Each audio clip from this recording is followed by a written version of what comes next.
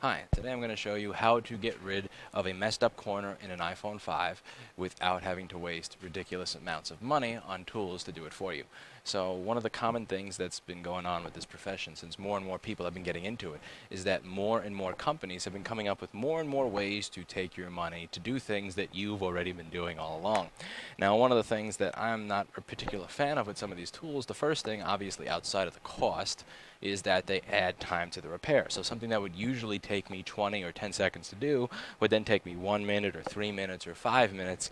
And the other thing is the cost. As I've said, this is a business that is pretty much built on making money where there was no money. So you can literally start with almost no money and create an empire for yourself out of it. And one of the ways that you do that is by investing in tools that will make you more money as time goes on. So like I buy this soldering station, I am going to go from having this much money to this much money. I buy this ultrasonic cleaner for $500 to $600. I'm now making hundreds of thousands of dollars off of it. You buy a tool to bang the corners out of your iPhone, you're pretty much making the exact same amount of money you were before, but you spent a couple of $100s on tools and bits to do the exact same thing you did before. So here's how we do this here. The first thing that I utilize is a flathead screwdriver. Now, you can buy a full flathead screwdriver set from a company like KC Tool or other people on eBay. I use KC Tool because I just know I'm going to get what I bought and paid for pretty much, not some used crap with, like syrup and sweat from another technician on it.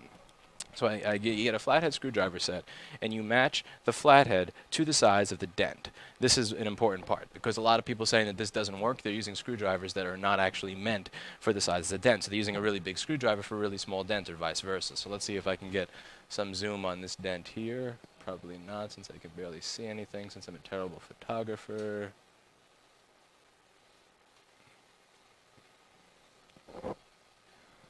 Let's turn autofocus off here, since that's going to help me. Alright.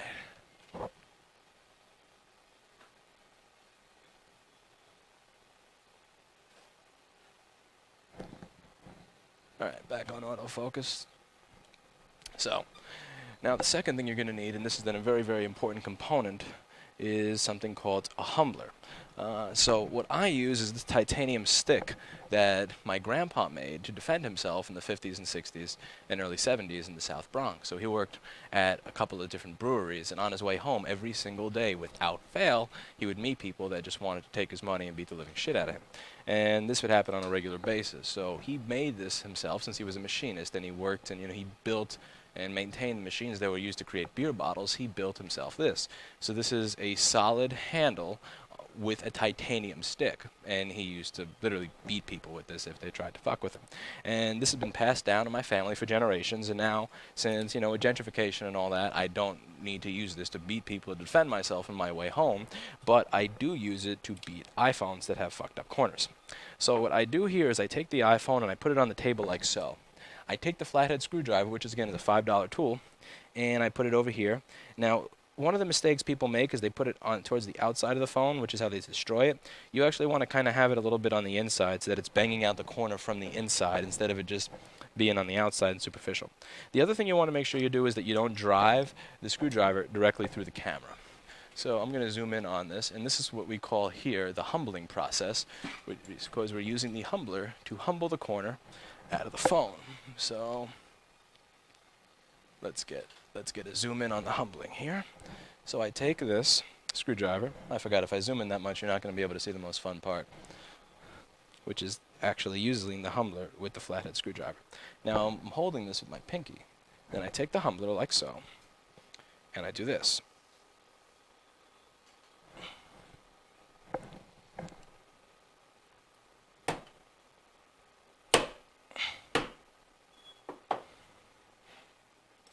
Now, as you can see, what I have here is a perfectly humbled phone, and that entire process took me about 7 to 9 seconds.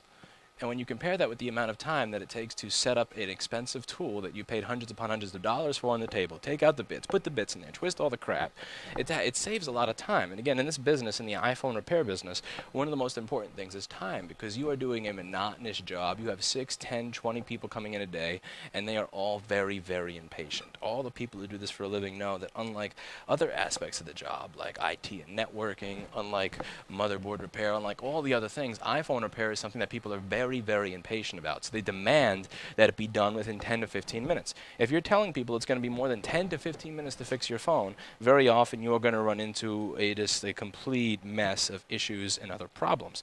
So if you can take a process that would usually have taken you, let's say, a couple of minutes, and you can, through use of the humbler, bring it back down into, let's say, 5 to 9 seconds, this is very, very helpful. And again, the money that you don't spend on this ridiculous crap is money you can spend on something else. If you take that 2 or 3 or 4 or 500 bucks you would have spent on this thing that bends the corners out of the phone, and you put that money into something else, you put that money in, let's say, a microscope, you put half of that into a microscope, you can now start soldering LVDS connectors and making 300 to 400 bucks a piece that you did not make before. But if you buy this piece of crap that does nothing but bang corners out of the phone, now you're pretty much stuck making the exact same amount of money that you did before, but